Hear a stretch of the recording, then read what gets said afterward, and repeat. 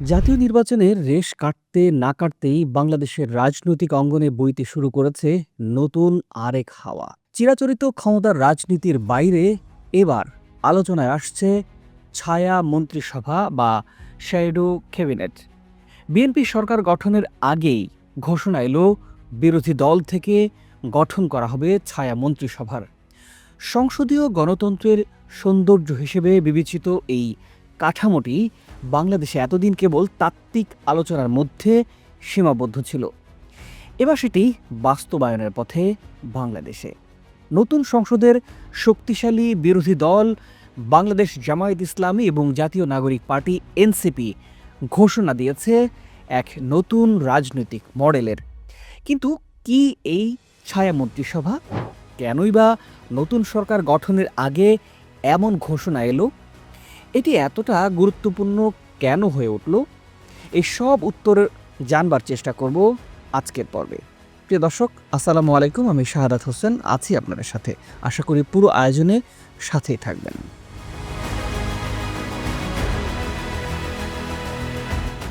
Supreme কোর্টের জ্যেষ্ঠ আইনজীবী ও জামায়াত ইসলামীর নেতা মোহাম্মদ শিশির মনির সামাজিক যোগাযোগ মাধ্যম ফেসবুকে পোস্ট দিয়ে প্রথমে সামনে আনেন ছায়া সংসদের। তিনি তার ফেসবুকে লিখেছেন ছায়া মন্ত্রী পরিষদ গঠন করা হবে। পরে তিনি তার ফেসবুকে আরও একটি স্ট্যাটাসে স্পষ্ট করেছেন, নির্বাচনে জয় পরাজয়ের ঊর্ধ্বে উঠে সংসদীয় ব্যবস্থাকে আরও কার্যকর করতেই এই উদ্যোগ নিয়েছে দলটি।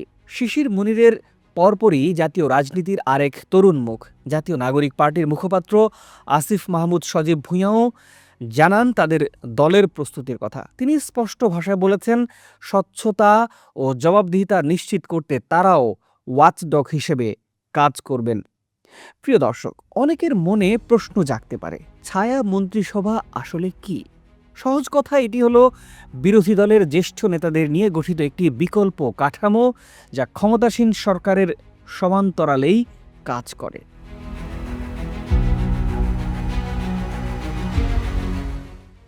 ধরুন, সরকারের একজন স্বরাষ্ট্রমন্ত্রী আছেন, বিরোধী দল থেকেও একজন ছায়া স্বরাষ্ট্রমন্ত্রী থাকবেন।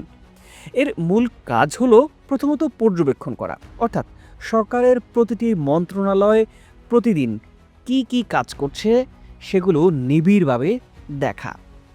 এরপর ভুল ধরিয়ে দেয়া, অর্থাৎ সরকারি নীতিতে কোনো জনস্বার্থ বিরোধী সিদ্ধান্ত যদি থাকে সেগুলো চিহ্নিত করা। তৃতীয়ত বিকল্প প্রস্তাব, শুধু সমালোচনা করাই নয়, বরং ওই মন্ত্রণালয় কিভাবে আরও ভালো চলতে পারে তার জন্য বিকল্প নীতিমালা প্রস্তাব করা। ওয়েস্টমিনস্টার স্টাইল বা ব্রিটিশ সংসদীয় রীতিতে এটি একটি প্রতিষ্ঠিত প্রথা।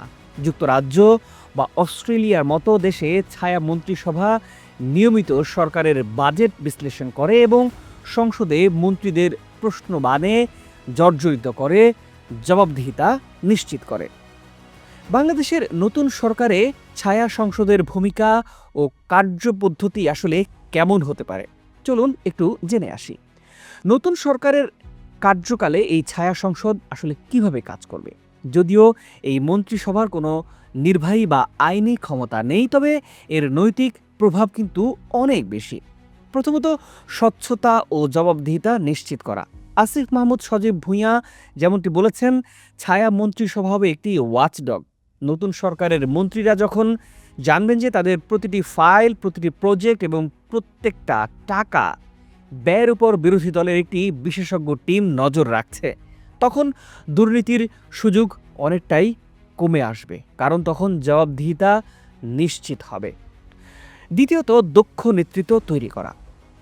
আমাদের দেশে অনেক সময় দেখা যায় হঠাৎ করে মন্ত্রী হয়ে অনেকে মন্ত্রণালয়ের কাজ বুঝে উঠতে পারেন না। ছায়া মন্ত্রিসভা যদি গঠন হয়, সেক্ষেত্রে একটি রাজনৈতিক ল্যাবরেটরির মতো এটি কাজ করবে। এখান থেকে বিরোধী দলের নেতারা নির্দিষ্ট মন্ত্রণালয় নিয়ে গবেষণা করেন, যা তাদের ভবিষ্যতে রাষ্ট্র পরিচালনার জন্য দক্ষ ও প্রস্তুত করে তোলে। তৃতীয়ত, জনস্বার্থ রক্ষা করা। সরকারের কোনো সিদ্ধান্ত যদি সাধারণ মানুষের বিপক্ষে চলে যায়, তবে ছায়া মন্ত্রিসভা তাৎক্ষণিক বিকল্প তথ্য ও উপাত্ত দিয়ে প্রমাণ করবে কেন ওই সিদ্ধান্তটি ভুল। এটি জনগণকে সচেতন করতে এবং সরকারকে চাপে রাখতে কার্যকর ভূমিকা পালন করবে।